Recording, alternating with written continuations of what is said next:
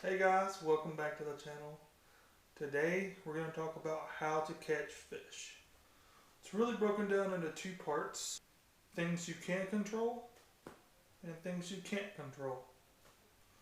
We're going to spend more time on things you can control because talking about things you can't control, not really worth it. Before we get started, please like this video and subscribe to my channel to help me out and to help you guys out, so I can keep making good content for you guys.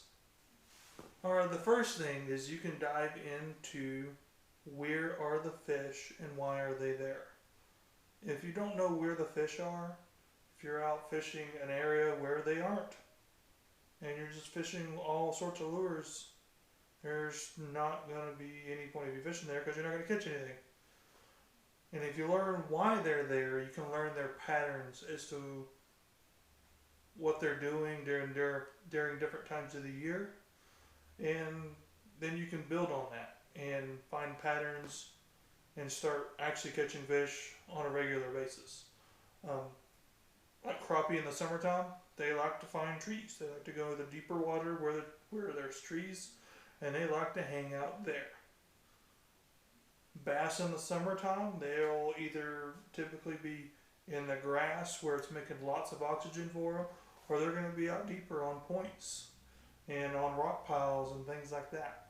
Those are the things you really need to build on to know where fish are going to be during all times of the year. Alright, so the second piece of things that you can control is getting to the fish. We already know where they are. Now we got to get there.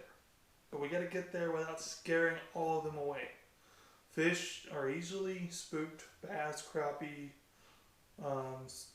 spotted bass, stripes, white bass, walleye, you name it, they can be spooked.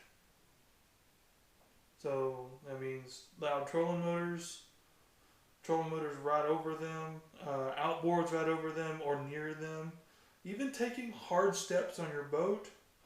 Now back to the bank fisherman real quick.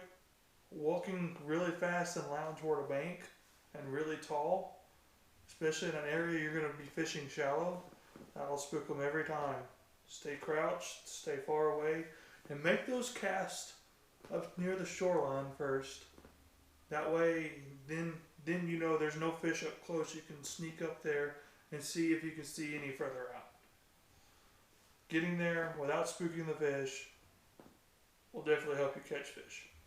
Alright, the third part of things you can control to help you catch fish is to present them with a bait that they are willing to put in their mouth.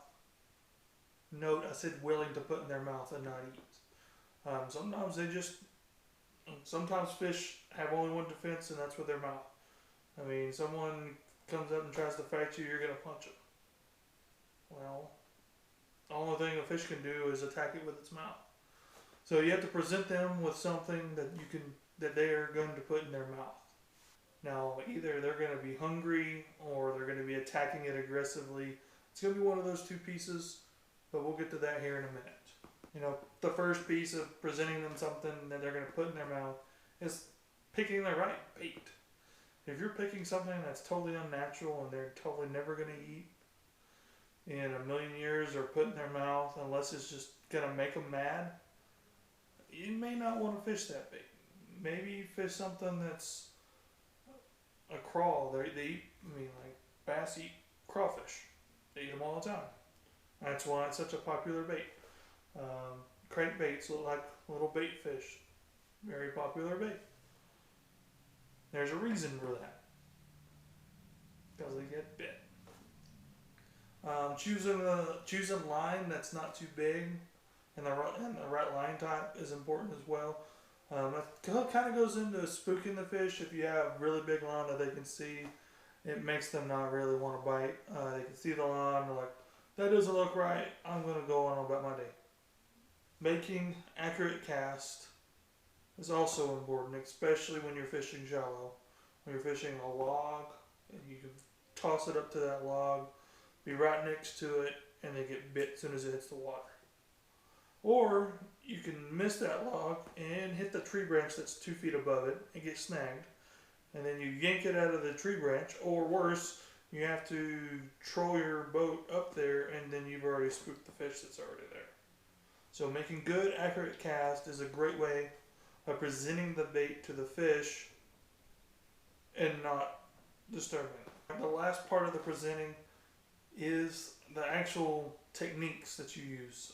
Whether you're jerking your lure, you're doing a slow roll,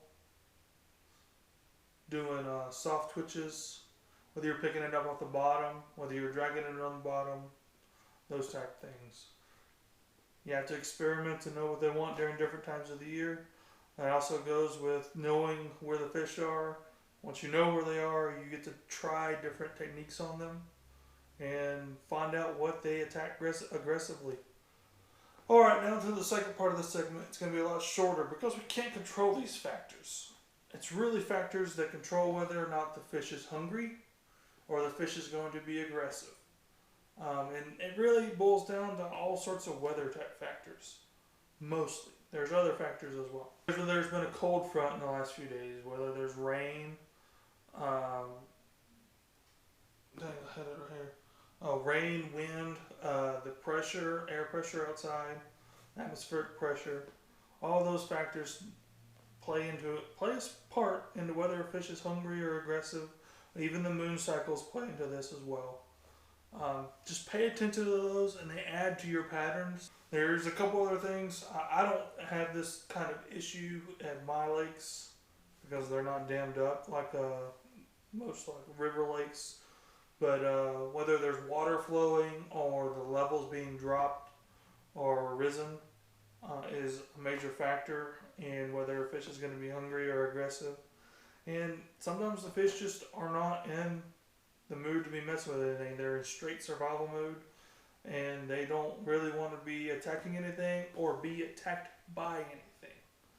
So they're really just trying to hang out on their own and survive because they don't understand, either they're scared or don't understand what's going on. Just something major's happening in their ecosystem. You know, here 2 days ago I was able to go up this far. Now I have to be out in the deep water because my ecosystem's been changed. Alright guys, hopefully this video helped you think about some of the things that you can control and help you catch more fish, or at least start catching some fish. But until next time, get out there and go catch you some fish.